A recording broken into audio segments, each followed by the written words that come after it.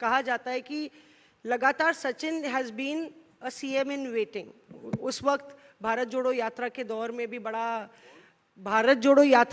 में भी बड़ी चर्चा चली थी सचिन पायलट साहब को लेके, कि आपको लगता है कि ये राजस्थान में कमान कहीं ना कहीं सचिन, हम लोग चर्चा कर रहे थे कि बहुत पॉपुलर नेता हैं और उनको कमान देनी चाहिए, आपके परम मित्र भी वहाँ पे हैं जिनसे आपकी बहुत अच्छी बातचीत भी है, तो कहीं ना कहीं मामला आगे भी बढ़ना चाहिए ना। संगठन को आप कैसे मजबूत करेंगे, राज्यों में मजबूत करेंगे ना। मैं तो हमेशा मजे लेने वाला सवाल है। मैं तो हमेशा से युवाओं को आगे आने का अवसर देने के पक्ष में रहा हूँ, क्योंकि राजीव गांधी जी ने, मैं केवल 38 साल का था तब मुझे मध्य प्रदेश जैसे प्रांत में, जहां स्टॉलवर्ड्स थे डॉक्टर शंकर दयाल शर्मा, प्रकाश चंद्र सेठी, श्यामाचरण शुक्ला, विद्याचरण शुक्ला जी, अर्जुन सिंह जी, कमलनाथ जी, मोतीलाल वोरा, माधवराव सिंधिया जी। कमलनाथ जी आपसे मुझसे सीनियर, आप अर्जुन सिंह और उनकी इसमें लेके जाते हैं ना, सीनियर थे मेरे से।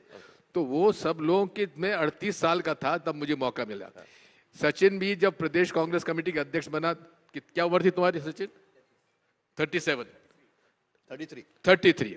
अब बताइए, तो 73 का इंतजार नहीं करेंगे ना सीएम बनाने के लिए? 33 साल के नौजवान को कांग्रेस पार्टी ने प्रदेश भर का कांग्रेस के संगठन का प्रमुख बनाया एक जी। और मैं तो हमेशा कहता हूं, ये प्रकृति का नियम होता है कि जब पतझड़ होता है, पुराने पत्ते गिरते हैं तो नई कौपले आती हैं, तो नई कौपले हैं। पतझड़ तो हो रही है लेकिन नए कौम नहीं आ रही है। कब आएगी सर? पतझड़ तो हो रही है लेकिन नए कौम नहीं आ रही है। आ गई है, मौजूद है। जो दिग्विजय सिंह जी बोल रहे हैं, मैं इनकी ऐड करना चाहता हूं। इनको बहुत कम उम्र में अध्यक्ष बनाया और इन्होंने सक्सेसफुली इस काम को किया। अभी मेरे को 26 साल की उम्र में सोनिया गांधी जी ने, कांग्रेस पार्टी ने टिकट दिया लोकसभा का। 26 साल की उम्र में मैं संसद में गया, पार्लियामेंट में रहा, केंद्र का मंत्री रहा, प्रदेश अध्यक्ष रहा, आज महासचिव हूं। और मुझे लगता है कि जो मेरी उम्र है, मैं 48 साल का हूं, मैं शुद्ध रूप से युवाओं की श्रेणी में नहीं हूं। अब मैं कहना चाहता हूं, आप कुछ मर्जी कहो, लेकिन अब बच्चे बड़े हो गए, मैं जानता हूं। पॉलिटिक्स में तो युवा है। But I am saying, party मौका हर एक को देती है और आप लोग जो जानबूझ के दरार पैदा करना चाहते हो, मार्गदर्शक मंडल, दरार हो नहीं सकती। हाँ, तो हमारा ये एक कंटिन्यूटी है। सुनो, और संगठन को, देश को, दोनों की जरूरत है। जो बुजुर्ग हैं या अनुभवी हैं, उन्होंने जो सीखा समझा है उसका फायदा लेकर नई पीढ़ी को ऊर्जा देकर आगे बढ़ाना है, और ये कंटिन्यूटी ही हमारी पार्टी में चलती आई है। कोई यहाँ पर भेदभाव नहीं है यहाँ पर। लेकिन फिर भी हम देखिए, अभी कर्नाटक में हमने देखा कि old guard versus new guard, Siddaramaiah versus वहां पर डीके शिव कुमार। छत्तीसगढ़ में उसी, आप राजस्थान में उस तरीके का टसल देखा। एक बात सुनो, अमरिंदर सिंह को हटाकर चन्नी वहां पर आ गए। एक बात सुनो, ये ठीक टसल चलता रहा। एक बात सुनो, ये जो बात होती है 2.5 साल का शेयरिंग, ये बिल्कुल इम्प्रैक्टिकल है। और वहां पर शुरू से ही मैं तो हमेशा इस पक्ष का रहा हूं कि डेमोक्रेटिक वे से विधायकों के बीच में से चयन होना चाहिए। जिसके पास ज्यादा विधायक है वो मुख्यमंत्री, जो नंबर 2 पे है वो उप मुख्यमंत्री, और उस उप मुख्यमंत्री जी को जो पोर्टफोलियो चाहिए वो देना चाहिए। मैं 2.5 साल का ये शेयरिंग ऑफ टाइम, मैं इसके पक्ष में हूँ, ये इम्प्रैक्टिकल है। ये सचिन जी, आप ये मानते हैं इस बात को? दिग्विजय सिंह जी को हो गए 50 साल राजनीति में, वो ये स्टेटमेंट दे सकते हैं, मैं तो उस पर कोई कमेंट करने वाला हूं नहीं। नहीं, लेकिन ये भी तो बात है, सचिन जी ने ना कन्नी काट ली है। नहीं, लेकिन फिर भी ये बात तो है ना कि कहीं ना कहीं। लेकिन एक बात साहिल आपको बताऊं, कर्नाटक की बात करें, कर्नाटक की बात आपने करी, मुख्यमंत्री हो या डीके शिव कुमार हो, उन दोनों के मुंह से आज तक आपने कभी सुना है कि हम पार्टी की बात को मानने वाले नहीं हैं या पार्टी के निर्णय को अस्वीकार करेंगे? ठीक है, किसी की एम्बिशन होगी, किसी ने कुछ कहा, नेताओं ने कहा, लेकिन जो दो प्रमुख लोग हैं, दोनों ने अपने मुख से आज तक भी कभी कुछ ना ऐसा कुछ कहा, ना ऐसा कुछ प्रदर्शित किया।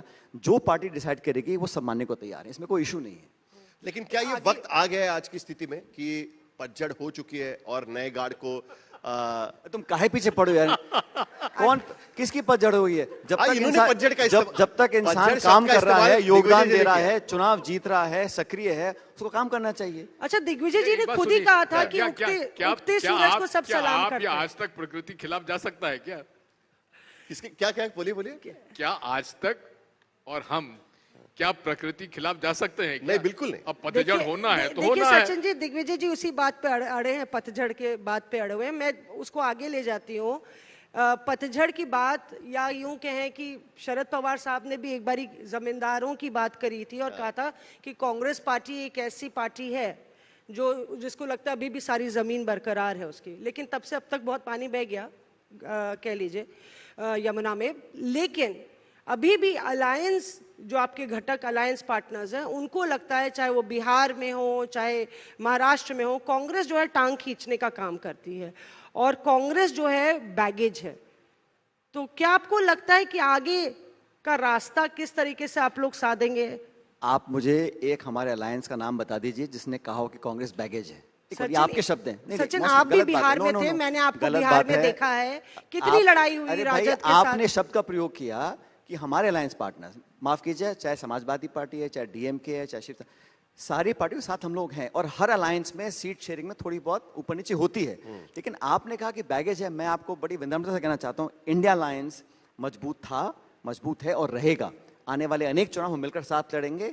स्टेट शेयरिंग में, सीट शेयरिंग में, स्टेट्स में थोड़ा बहुत हम लोग, क्योंकि हम नेशनल पार्टी हैं, रीजनल पार्टी का एक एम्बिशन होती है, हर जगह होता है।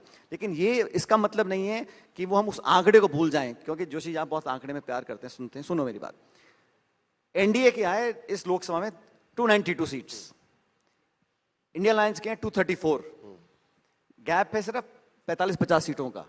तो आप जो प्रदर्शित करते हो ना कि पूरा देश फतेह कर लिया, वो भी दिखाया हमने। मैं समझ रहा हूं, वो भी तो नंबर मेरा जो आंकड़ा गलत तो नहीं है ना। और सुनो, 2024 के चुनाव में अगर 100 वोट कास्ट हुए तो 2/3 वोट एनडीए अलायंस के खिलाफ कास्ट हुए। ये भी हकीकत है। वो आंकड़े नहीं नहीं दिखाया दिखाएंगे आपने। ना। नहीं, वो है, अरे, लेकिन वो वो आपके आंकड़े पास आपने नहीं आए। दिखाए आप नहीं। छाप के लेके नहीं आए नहीं, नहीं, उसको। 2/3 वोट अगर कास्ट हुए तो वो आपके पास नहीं है। अरे एनडीए के पास तो नहीं गए ना। नहीं, ठीक है। इंडिया अलायंस के पास आए। वो किसी अरे, थर्ड पार्टनर जोशी के पास जी, गए। आप इंडिया दिखा रहा हूं अलायंस ना के पास प्रोजेक्ट, आए। दिखा दो यहाँ पर। आप दोनों मैं मंच आपको पे- चैलेंज कर रहा हूँ, दिखा दीजिए। NDA got 33% votes, non NDA party got 63% vote. Sahil, ये तो हकीकत है ना। साहिल, ये दोनों मंच पे हाथ पकड़ के आए थे और इन्होंने पूरा यूनाइटेड फ्रंट तो जो तुमको पुटअप क्या किया उम्मीद है, थी, अब झगड़ते इसके आते लिए यहाँ आपको पर? शाबाशी देनी पड़ेगी हमें। तो नहीं, देखिए, पर हम आपने बहुत कोशिश करी झगड़ा पैदा करने की, उम्र की बात करने की, पत्तों की बात करने की, पतझड़ की बात करने की। तो हम लोगों का, हमारी जनरेशंस का जो आपस में संपर्क है वो अटूट है और हमेशा रहेगा। चलिए, आप कितनी और और कोशिश ये कर को लीजिए। भूल जाते हो, राजेश पायलट और दिग्विजय सिंह बहुत निकट के दोस्त थे। बहुत अच्छी हाँ, बात है। मुझे याद है कि लेकिन आपने जिक्र किया था उसका। क्या क्या क्या मार्गदर्शक मंडल की बात सुनी जाती है? मार्गदर्शक मंडल का इस्तेमाल तो आपने किया था शब्द का, वो हमारा इस्तेमाल नहीं। बिल्कुल है ना। आपकी बात नहीं, सुनी जाती मार्गदर्शक मंडल का शब्द उपयोग किया था नरेंद्र मोदी जी ने। है। ओके, मैंने तो स्वीकार किया है। नहीं तो अभी वो कांग्रेस में अगर लागू हुआ है तो आपकी बात पहले सुनी तो जाती है। नरेंद्र मोदी जी खुद पे तो लागू करें। दिग्विजय जी, ये भी सुनने में ये भी सुनने में आ रहा है कि भाई पार्टी में जो संगठन में बड़ा फेरबदल हो सकता है, अंदर केंद्र में, मतलब कांग्रेस पार्टी में चर्चा है। लेकिन जो एक दिक्कत है कि बहुत सेंट्रलाइज कमांड है। Rahul Gandhi decentralisation of power की बात करते हैं, लेकिन कांग्रेस में एक ही हाई कमांड है और उसके दरवाजे सभी नेताओं के लिए खुले नहीं रहते। कहीं ना कहीं आपको लगता है कि ये एक बड़ी वजह है, एक दिक्कत की वजह है कि पार्टी को अपने दरवाजे लोगों के लिए और नेताओं के लिए, कार्यकर्ताओं के लिए खोलने चाहिए? सुनवाई इंदिरा जी जो है, किसने कह दिया कि बंद है दरवाजे? जी मौसमी तो कांग्रेस कवर करती है। आपको किसने कह दिया दरवाजे है। बंद है? हमारे बहुत सूत्र हैं और हम कवर भी करते हैं। सचमुच में बंद है। रायबरेली तुम कांग्रेस रायबरेली कवर से करती हो ही इसके लिए। कार्यकर्ता आप तो आते उत्तर हैं प्रदेश की और हैं, हमसे जानती बोलते हैं। हैं कैसे मिलने राहुल गांधी से। तो ऐसा भी होता है। मतलब आप दोनों को ही नहीं बोलेगा इस नहीं, पे। ये बहुत गलत बात आप कह रहे हैं, क्योंकि कोई पॉलिटिकल पार्टी हो, लोगों और जनता के बीच में 24/7 हम लोगों को रहना है और जनता कार्यकर्ता ही कांग्रेस की अमानत है। आप सोचिए कि हमारे बहुत नेता हैं, बहुत मुख्यमंत्री, वो हमारी अमानत नहीं है।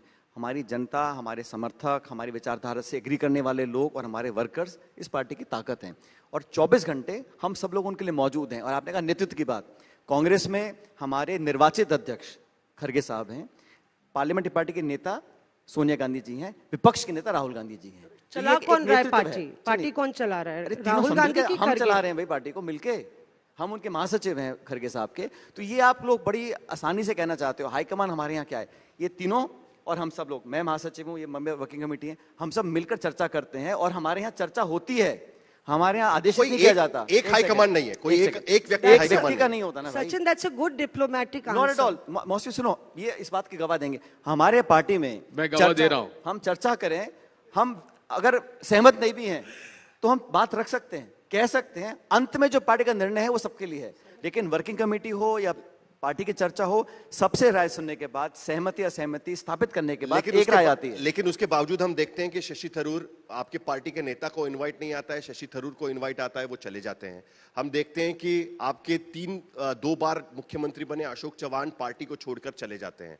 ऐसे कई नेता जो एक जमाने में आपके दोस्त हुआ करते थे, मिलिंद देवरा से लेकर जितेंद्र प्रसाद से लेकर आरपीएन सिंह से लेकर, वो सारे लोग पार्टी छोड़ के चले जाते हैं और वो हमेशा उंगली दिखाते हैं कि देखिए हाईकमान हमको मौका नहीं दे रहा है। शशि थरूर एक बड़ा एग्जाम्पल उस तरीके से देने की कोशिश कर रहे हैं। देखिए शशि थरूर जी, ये सुनो क्यों मेरी- होता है? सच में हमारी पार्टी में देखो, 2 लोग चुनाव लड़े, खरगे साहब और डॉक्टर शशि थरूर। खरगे चुनाव जीत गए, उन्होंने खुद अपनी कलम से शशि थरूर जी को मेंबर वर्किंग कमेटी बनाया है, मेंबर वर्किंग कमेटी। किसी और दल में मुझे दिखा दो ऐसा होता हो। और सुनो, बीजेपी का चुनाव होने वाला है, अध्यक्ष नए बनने वाले हैं। कब आप मुझे कब बता, बनेगा? पता नहीं कब बनेंगे। Overdue हो लेकिन- गया। देखो, सर, मैं वो- बीजेपी के बारे अरे में कैसे भाई, बता सकता हूं? आप भाई, मैं तो आपको कांग्रेस के बारे में पूछ सकता नहीं, हूं। मैं आपको जवाब दे रहा हूं ना कि ठीक है, हमारी ओके। पार्टी में चुनाव हुआ, वोट डले, हर राजधानी में हार जीत हो गई। बीजेपी में कौन नामांकन भरेगा, कौन वोट डालेगा, किसको इलेक्ट होगा, किसको मालूम है? किसी को प्रक्रिया किसी को मालूम नहीं है। तो आप हाईकमान की बात कर रहे हो। खरगे जी 55 साल से राजनीति कर रहे हैं, हमारे वोटर्स ने इनको चुनकर अध्यक्ष बनाया है, उनकी टीम का मैं सदस्य हूं। राहुल जी नेता प्रतिपक्ष हैं, ये हमारा स्ट्रक्चर बोलो, कमांड बोलो, पार्टी का नेतृत्व बोलो, ये लोग हम सही- दिग्विजय दिग्विजय जी, शशि थरूर का सवाल मैंने आपसे दरअसल और उसी पूछा में था, उसी उसके में बारे Veer Savarkar international impact award Shashi Tharoor साहब को दिया जाना था। ये अवार्ड घोषित हुआ, आरएसएस का ही आउटफिट है, तो उसके लिए आपने बधाई दी शशि थरूर उनको साहब? हार्दिक बधाई। उन्होंने लिया नहीं। अच्छा, बधाई दे दिया, उन्होंने लिया नहीं। नहीं, भले ना लिया हो, हमको उनको बधाई तो दे सकते हैं ना।